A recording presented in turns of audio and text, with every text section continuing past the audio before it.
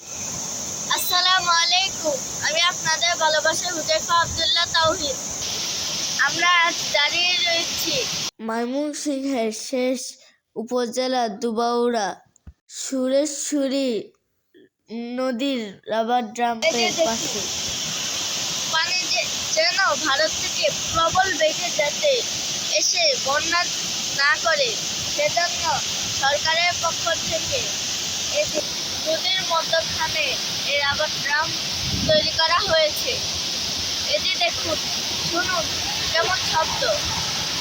নেত্রকোনা সীমান্তে মেঘালয় রাজ্যে প্রবল বৃষ্টি হওয়ার কারণে এর পানির প্রবল চাপ বাংলাদেশে পড়ছে।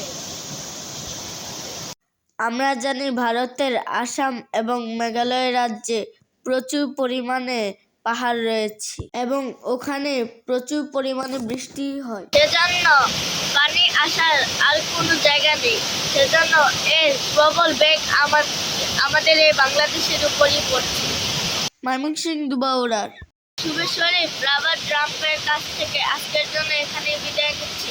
আবার দেখা হবে অন্য কোনো ভিডিওতে, অন্য কোনো জায়গায়। ততক্ষণ আমাদের সঙ্গে আমাদের নতুন নতুন ভিডিও পেতে এটা হচ্ছে ইউটিউব চ্যানেলটি সাবস্ক্রাইব করুন এবং এটা হচ্ছে ফেসবুক পেজটি লাইক দিয়ে সঙ্গে থাকুন।